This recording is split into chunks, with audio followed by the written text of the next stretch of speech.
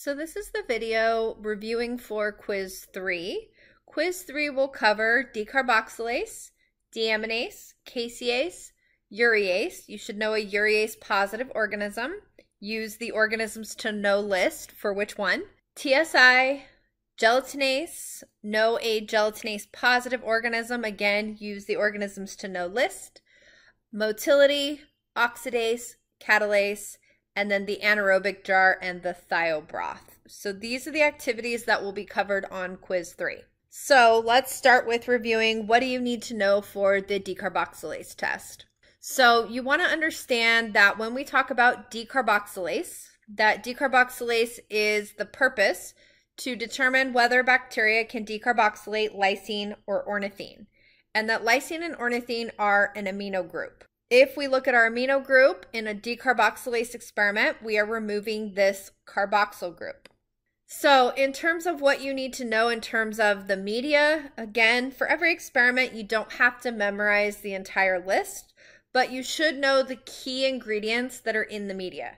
So for example, you should know that the media contains glucose because the glucose needs to be there for fermentation. Bacteria will use the glucose first at a low concentration, and when they ferment the glucose, that will produce acids, and those acids need to be present in order for decarboxylase to be active. You should know that the pH indicator is bromocresol purple, and then the various colors that it will be at the different pH. You should know pyridoxal is a required coenzyme, meaning that the decarboxylase will not be active without the pyridoxal being present, and so that's why pyridoxal is added to the media. And then know that lysine and ornithine are the amino acid substrates in the tubes. So for this test, you want to know your biochemical sheets, right? And so you should know your substrate, which is going to be your lysine or your ornithine, your endoenzyme, which is your decarboxylase. You also want to know what are the 3 requirements for that enzyme. And the 3 requirements are that the pH be low, that there be pyridoxal present, and that the tube is anaerobic, hence the mineral oil on these tubes. And then you want to know that the products are going to be either cadaverine or putrescine, depending on the substrate, and carbon dioxide. You want to know that there's glucose in the media. And again, we need the glucose to be there in order to produce acids to lower the pH. Because again, this reaction is only active if the pH is lower. You want to know what does a positive and a negative look like. And so the positive, this is the positive over here, positive is purple. And you want to know what that purple color tells you, right? And the purple color tells you that it is alkaline and that the bacteria decarboxylated the amino acid and it produced the diamine, which raised the pH. And that's why purple is positive. You want to know that the negative is the yellow. Negative is the yellow. And that's because the pH is acidic. And what that means is that bacteria metabolized the sugar only, and that produced the acids, which lowered the pH, but they did not decarboxylate the amino acids. And so the positive is purple and the negative is yellow. You want to understand that if your substrate is lysine, that your product is going to be cadaverine. And that if your substrate is going to be ornithine, that your product is going to be the putrescine. Remember that O and P are closer in the alphabet, so ornithine goes with putrescine, lysine goes with cadaverine. And in terms of the names of the enzyme, lysine decarboxylase, the substrate is lysine. Ornithine decarboxylase, the substrate is going to be ornithine. And so you want to know the substrates, the enzymes, the products. Don't forget carbon dioxide is also a product of this reaction. You don't need to memorize which organism was positive or negative, but if given a tube, you should be able to tell me whether it's positive or negative. And again, purple would be positive. That means that the amino acid was decarboxylated and it produced diamines, which raised the pH. The yellow is the negative because the pH is acidic, which means that the bacteria fermented the sugar, the glucose, but was not able to do the decarboxylation reaction. And again, in this test, I will tell you whether the substrate was lysine or ornithine. You don't have to memorize which color cap was which. I will tell you which amino acid was in the tube. Now, phenylalanine deaminase test. You want to know the purpose. So the purpose of this test is to determine whether bacteria can deaminate phenylalanine. And so that's all you need to know from this slide. So in this experiment, you would want to know that the name of the media is that it's a phenylalanine slant. And the phenylalanine slant obviously then contains phenylalanine because it's the amino acid substrate. For this slide, you want to know your biochemical sheet. And that is that your substrate is going to be your phenylalanine, and that phenylalanine is an amino acid. You want to know that the name of the enzyme is called phenylalanine deaminase, and that phenylalanine deaminase is an endoenzyme. And you want to know the products. There are two products that are produced, the ammonia and the phenylpyruvic acid. And so the ammonia is the process of when we deaminate the amino acid. Now, you want to know that you can't use a pH indicator in this test because the ammonia and the phenylpyruvic acid will cancel each other out. The acid would lower the pH, the ammonia would raise the pH. So we can't use a pH indicator. Instead, we have to use a reagent, and the reagent in this test is going to be our ferric chloride, which detects the presence of the phenylpyruvic acid and turns green. And so you want to know, what does the negative look like? What does the positive look like? So the negative in this test is going to stay yellow, which tells us that no phenylpyruvic acid was produced, whereas the positive is going to be green, which is because the phenylpyruvic acid is present and it was detected by the ferric chloride. And so this is what you would need to know for that. Again, for this, you don't have to memorize which bacteria gave you which result, but if shown a slant, you should be able to tell me whether that is the positive or the negative. And so notice that for Proteus mirabilis, we see green on the slant. That is our positive. E. coli does not have green, it's still yellow, so that would be our negative. You want to know that a difference between deamination and decarboxylation is that deamination is going to be an aerobic process. Notice that this is on a slant, whereas decarboxylation is an anaerobic process. And that's because there's mineral oil for the decarboxylase test. And so you want to know that difference between them. Next, we come to the casein hydrolysis. And so you want to know that the type of media for this experiment is called a skim milk agar plate. A skim milk agar plate. And so the purpose, you want to know the purpose. The purpose is to determine whether bacteria can hydrolyze casein. And you want to know that casein is a big, bulky milk protein. So in our media, our source of casein is the non-fat milk, right? And the non-fat milk is our source of casein, which is our substrate. The pancreatic digested casein is not the substrate, because that is casein that's already partially digested. The pancreatic digested casein is just there as general growth. And so in media for microbiology, we don't typically use intact protein, but instead peptones when we're using it as food for general growth. And the reason when we're using it for general growth, we want to use the peptones because that means that those proteins are partially digested and those protein parts are smaller and can get into the cell. If we're talking about an intact casein protein, that's a big bulky protein and can't get into the cell. And so we use peptones when we're using food for general growth. And so you just want to know that the source of casein in this is the non-fat milk. You want to know your biochemical sheet. So again, that casein is your substrate. It's a large, bulky milk protein, right? It's a milk protein, be specific. And that when casein is intact, the milk is that cloudy white color. So the milk is cloudy when the casein is intact. You want to know that the enzyme for this is going to be the casease, and that casease is an exoenzyme, meaning it's secreted out of the bacteria because that big bulky protein can't get into the cell.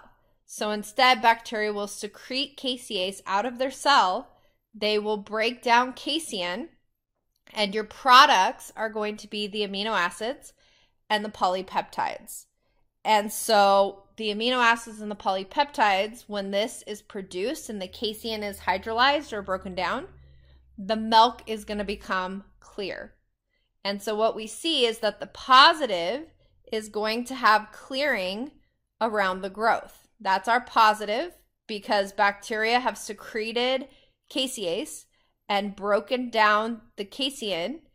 And so now that protein is no longer intact, and what made the milk cloudy is now clear.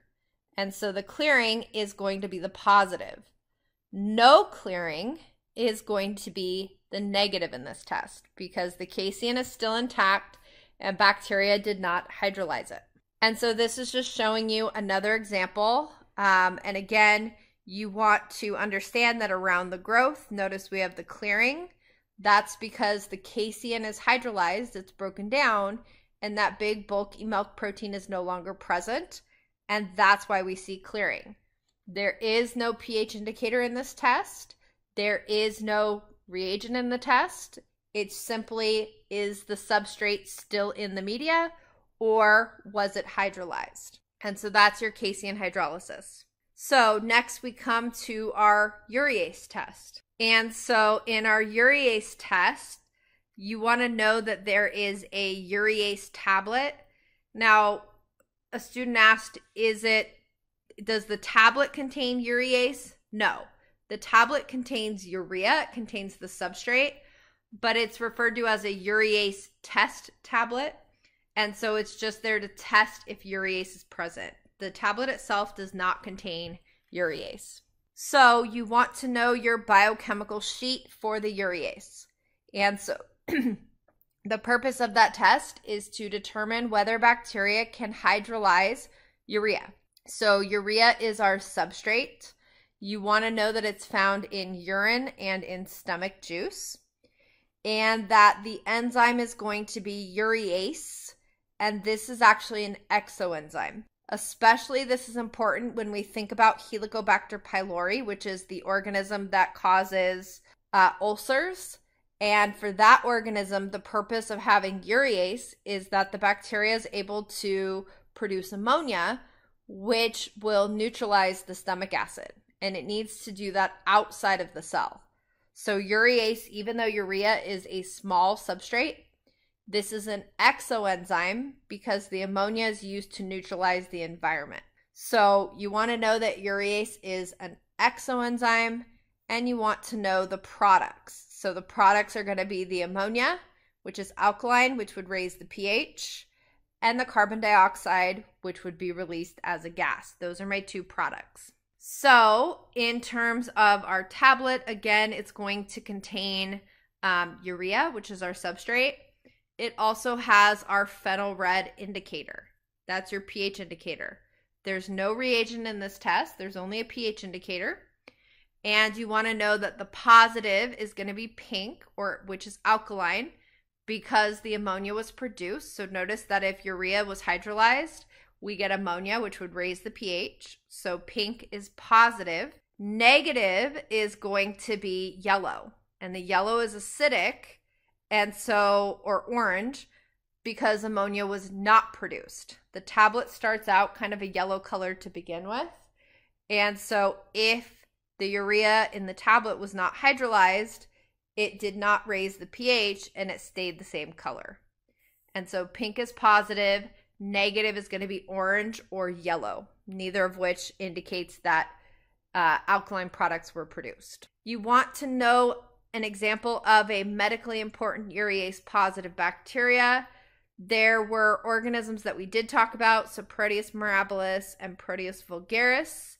Both are found in feces, and they are the cause of diaper rash, because when the bacteria is in the diaper with the urine, right, when the baby defecates and urinates in the diaper, the bacteria that was in the feces is going to use the urea in the urine, and it's going to produce ammonia, and the ammonia is going to irritate the baby's skin, and it's going to cause this rash. The other one that we talked about is the Helicobacter pylori. And Helicobacter pylori is the infectious cause of ulcers. And so this bacteria is transmitted through exchange of saliva, so kissing, sharing drinks, etc. And Helicobacter pylori is able to live in the stomach because of its urease activity. And that's because that bacteria is able to produce urease, and the urease is able to hydrolyze the urea in the stomach and produces ammonia, which neutralizes the stomach acid. And therefore, it gives that bacteria an advantage and allows it to live in the stomach where most bacteria cannot. And it ends up leading to ulcers, which is damage or inflammation to the lining of the stomach. And so that's what you want to know for that one. So if shown tubes, you should be able to tell me whether that is a positive or a negative.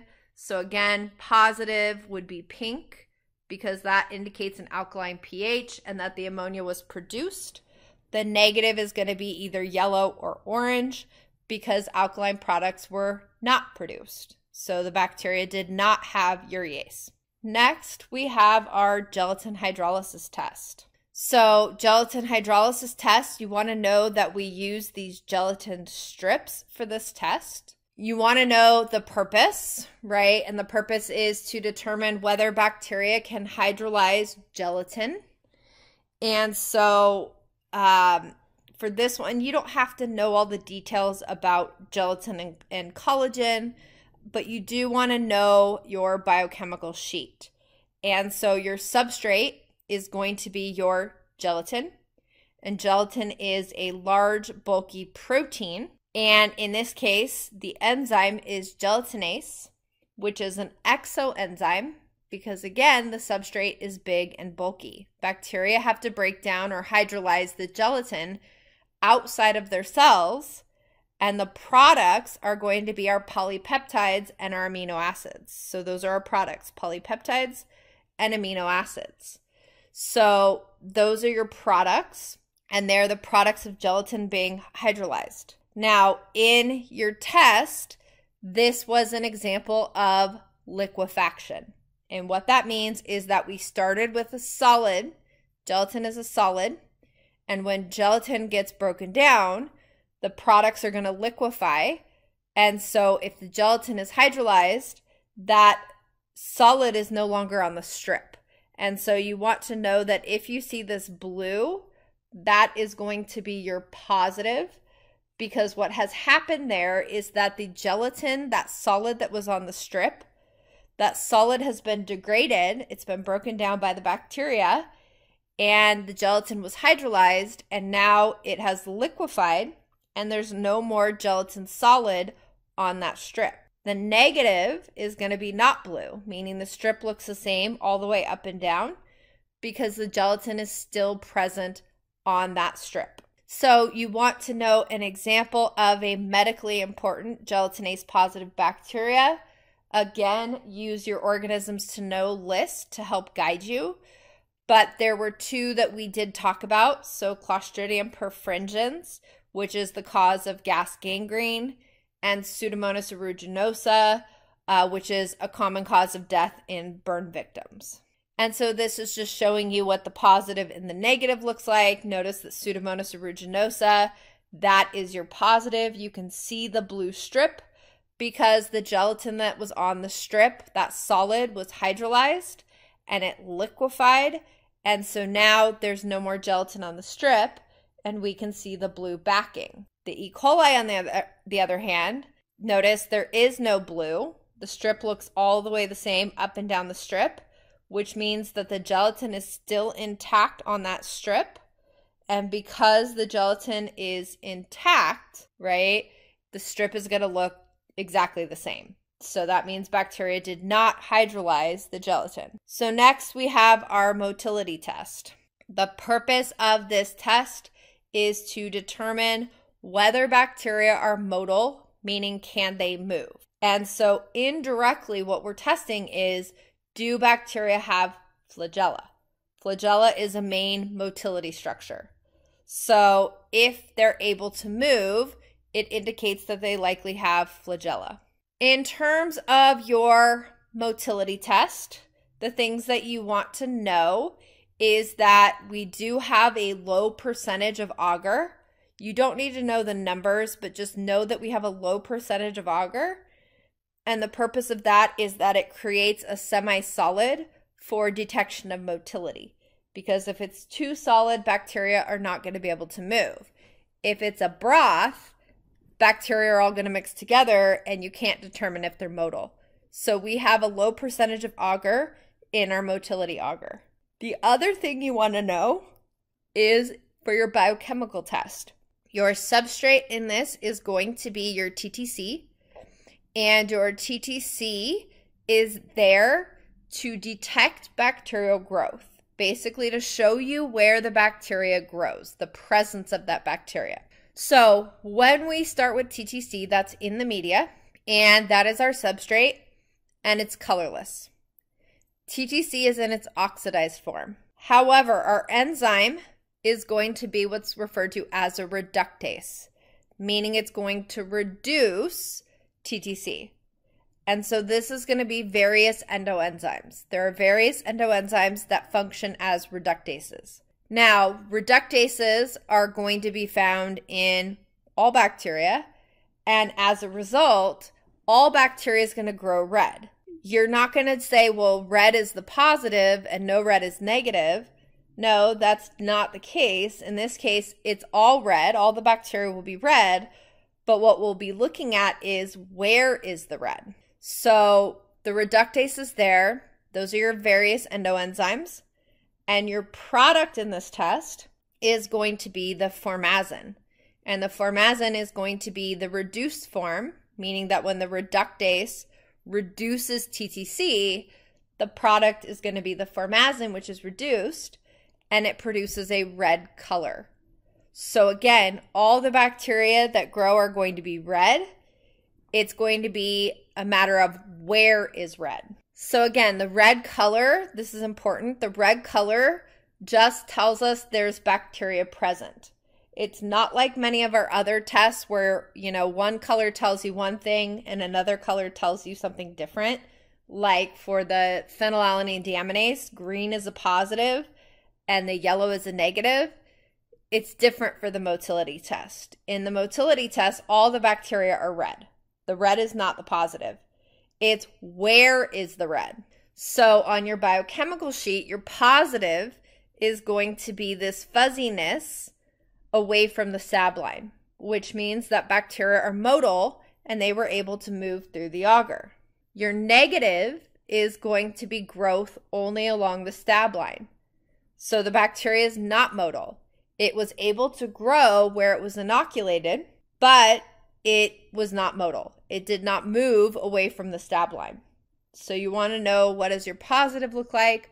What does your negative look like? Again, you don't have to memorize which organism gave us which result, but if shown a tube, you should be able to tell me if the tube is positive or negative for motility. So if I look at Klebsiella pneumoniae, for example, notice that we only see red along the stab line. That's our negative. Both E. coli and Pseudomonas aeruginosa, these are both positive. Pseudomonas is motile aerobically. Notice it's towards the top, whereas E. coli is motile all throughout. So now we have our triple sugar iron agar. So for your triple sugar iron agar, the only thing you need to know from this slide is that you had two ways you needed to inoculate this. You had to use your needle to stab the butt, and remember that the butt is the bottom part of the tube.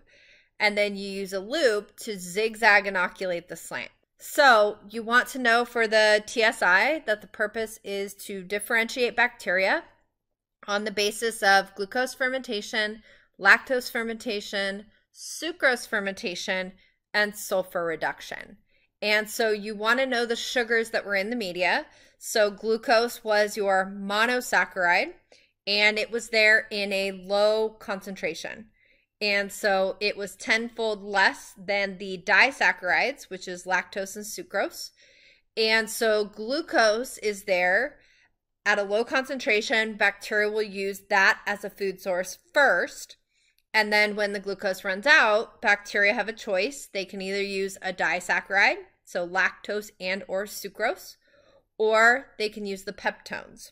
In terms of a reagent, so we have our ferrous ammonium sulfate. It detects the presence of hydrogen sulfide.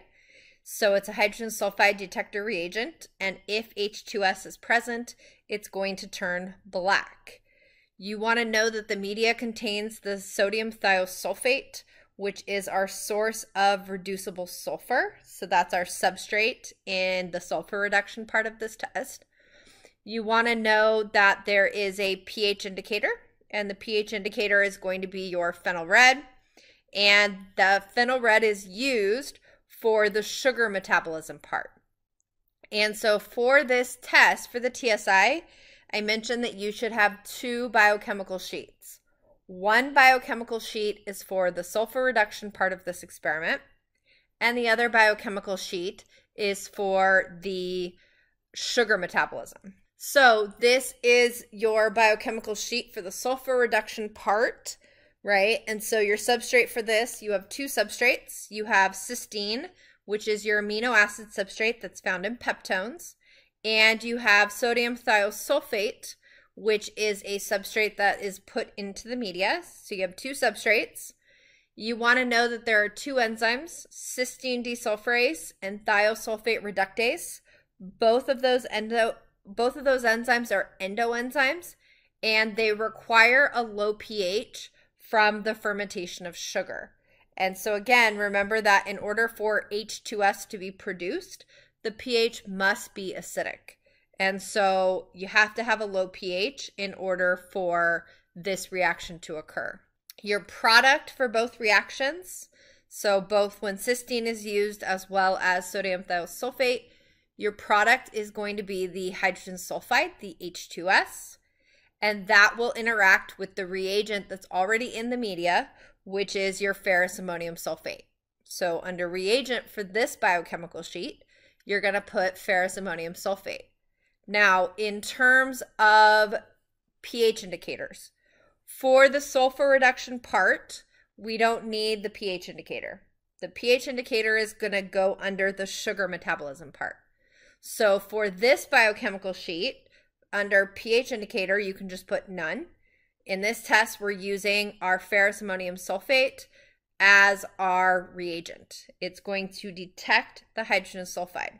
The positive in this test is going to be black. Positive is black. That's positive for sulfur reduction, and that tells us that H2S was produced. And then negative is going to be no black, no sulfur was reduced, and H2S was not produced.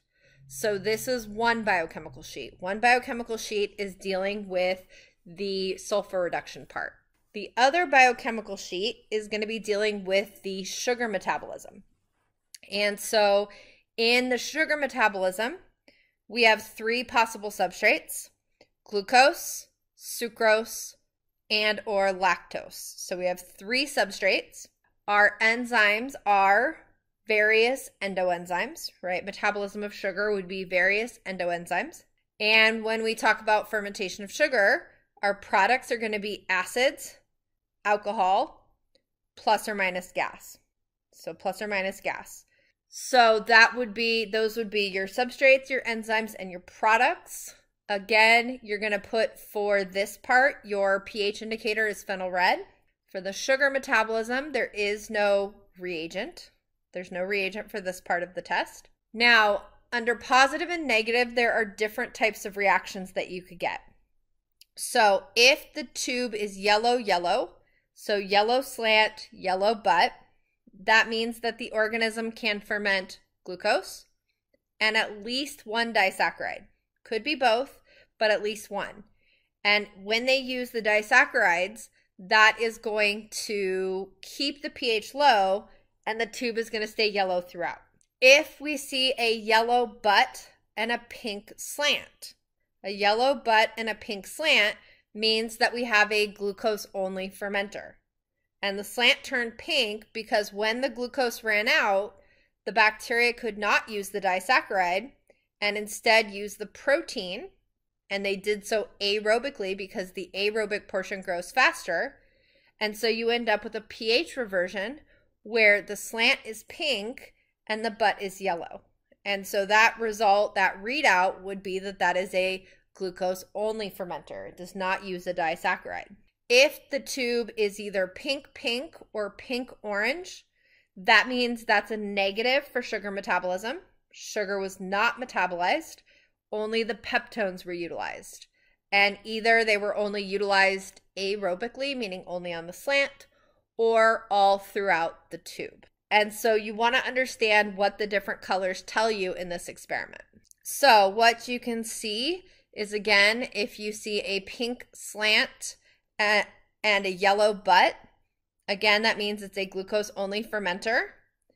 If we see yellow, yellow, and there is this gap in the agar, that means that gases are produced.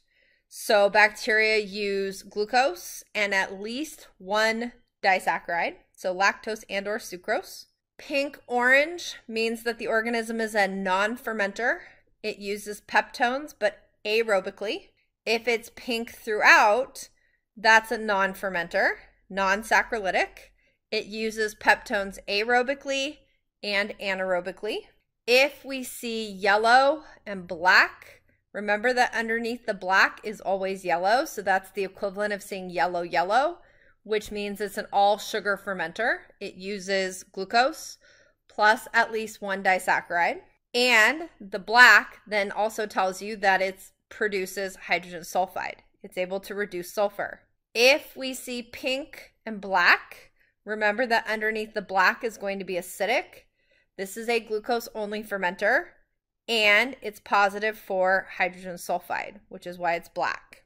And so these are the results for our experiment. And you want to be able, if you were shown these tubes, you should be able to interpret what that means. Again, this one, ignore this black here. That is not hydrogen sulfide produced. That is due to another pigment that Pseudomonas produces that interacts with iron. So just ignore that part. Again, on a practical, I would not give you that as one of your choices, as one of your tubes, just because it could be a little bit misleading. But any of these other ones, you should be able to tell me what the different colors tell you. So next we have our anaerobic jar. And so the purpose of our anaerobic jar is to determine the oxygen requirements of the organism. And so if you recall, we inoculated 2 plates. We inoculated them identically, and we did 1 broad streak for each organism. And then 1 plate was aerobic, meaning it goes in the incubator.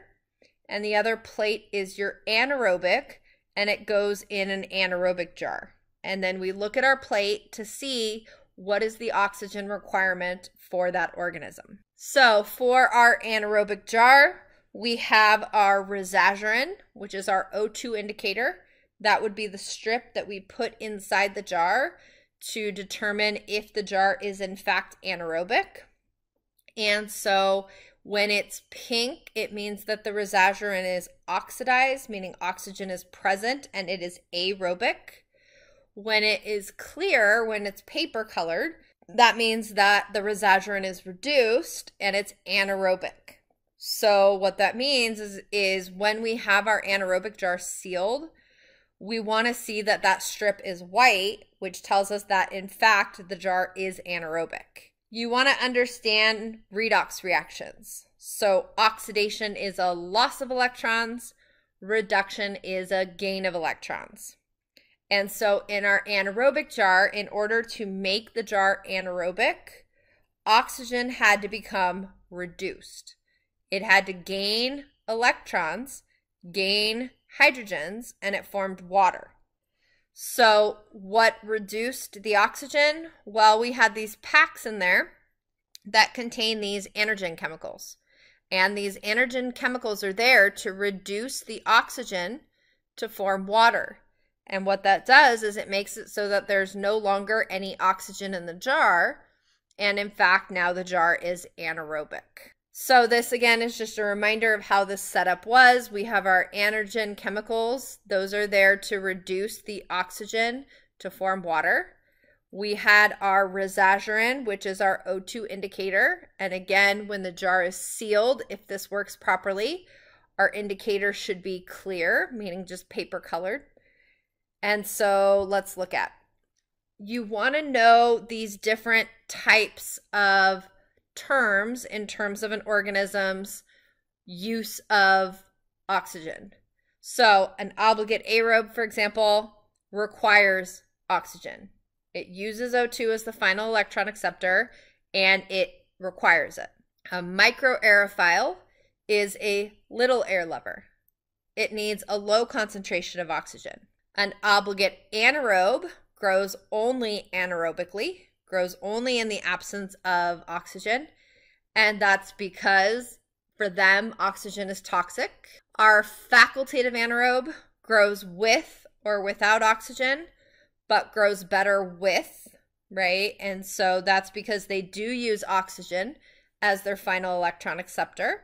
Aerotolerant anaerobes grow with or without oxygen, kind of like a facultative anaerobe does. So an aerotolerant grows under both conditions. However, the difference between them is that an aerotolerant anaerobe does not use oxygen as the final electron acceptor. Even when oxygen is present, they don't use it. And so that's what makes it different than a facultative anaerobe, which will use oxygen when it's available. Aerotolerant anaerobes do not use oxygen. They tolerate it, but they don't ever use it. And so for this slide, the big take home, and this goes along with the Catalase test, is that the organisms that would produce catalase, the ones that are catalase positive are ones that use oxygen as their final electron acceptor. So an obligate aerobe will have catalase. A facultative anaerobe will have catalase because it does use O2 when it's available. And then a microaerophile will produce a little bit of catalase, which is why it can grow at low oxygen concentrations. An obligate anaerobe does not use oxygen and therefore does not have catalase. It is an obligate anaerobe because it lacks catalase. And an aerotolerant anaerobe does not use catalase because catalase is when organisms use O2, and an aerotolerant anaerobe does not use O2. And so catalase is going to be used to neutralize hydrogen peroxide. So here's my hydrogen peroxide.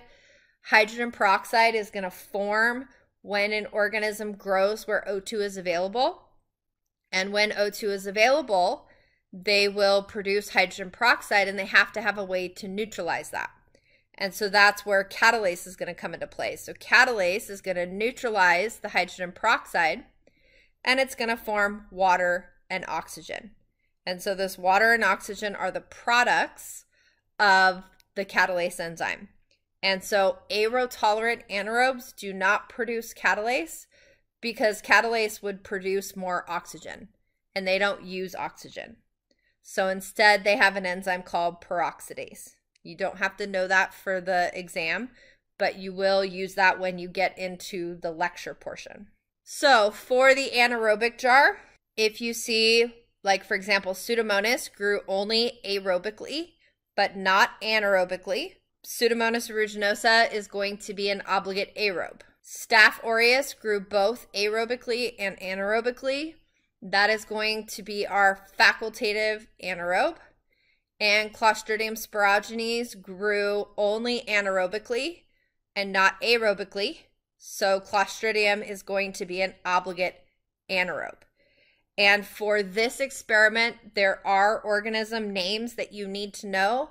Again, it's going to be on your list of organisms to know. Those are the ones that you need to study. You'll need to know an example of an obligate aerobe, an example of an obligate anaerobe, etc. So use that list to study for this part.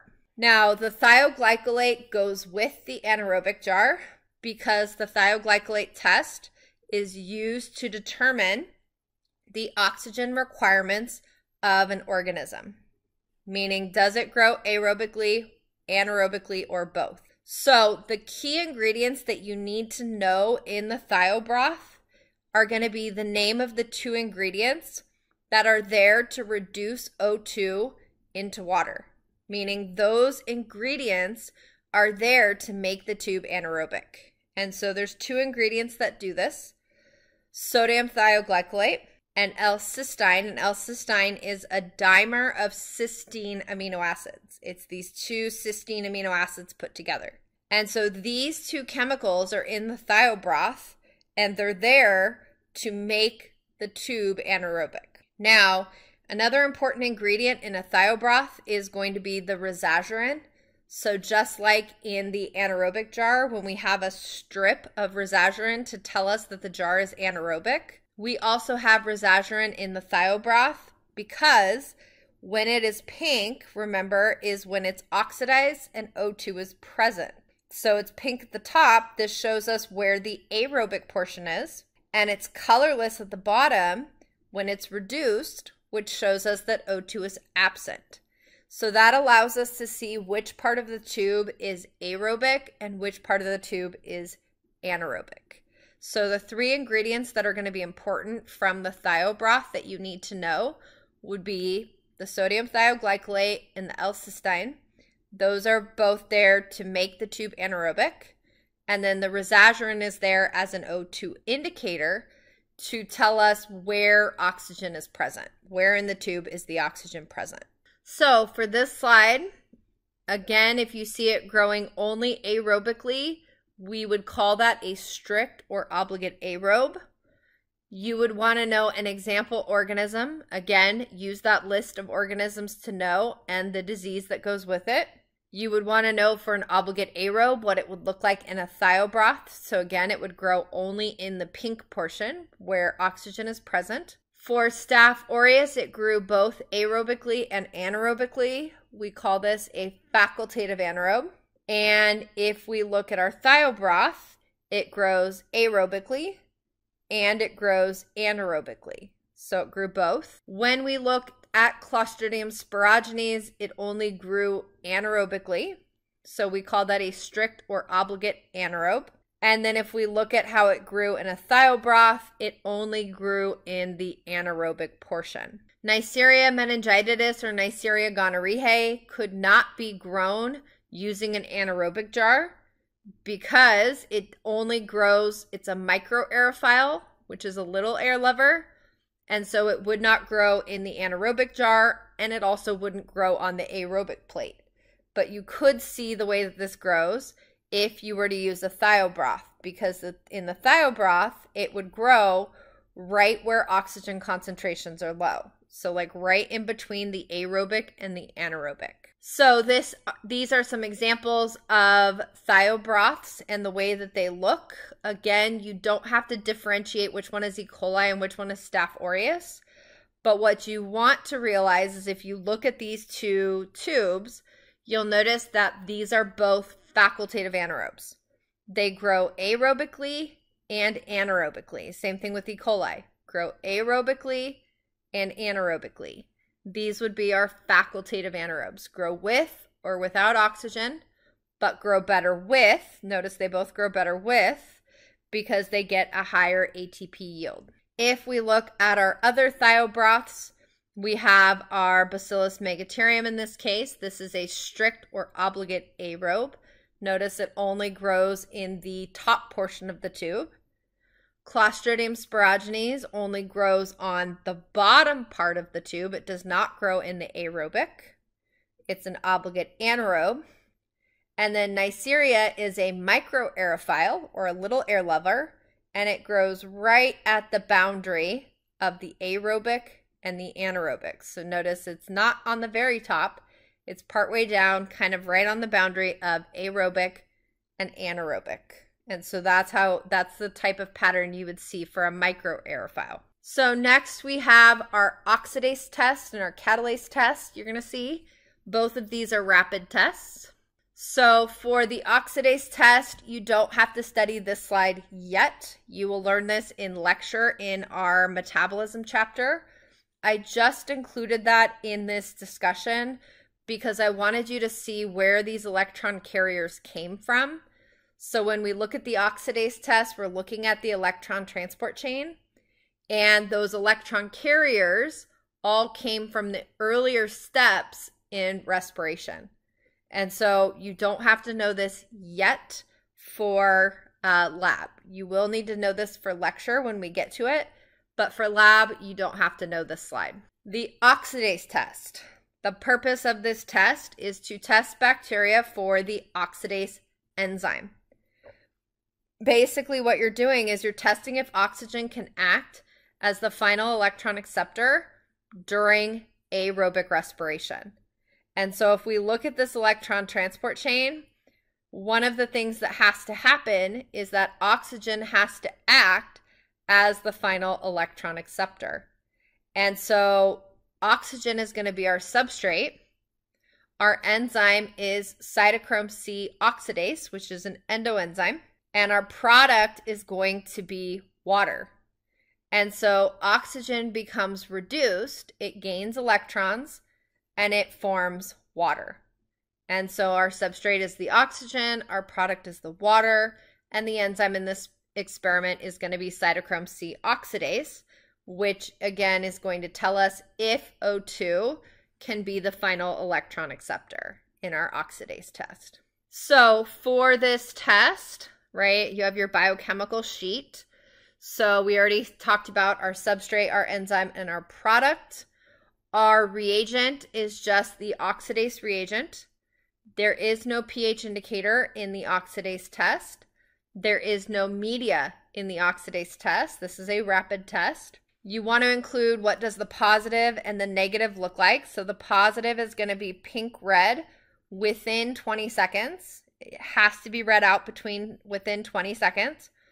Negative would either be no pink-red, meaning it doesn't turn pink-red, or pink-red after 20 seconds. And again, the reason it turns pink-red after 20 seconds is that the reagent is unstable and the oxygen from the atmosphere could oxidize the reagent and could cause it to turn that pink-red.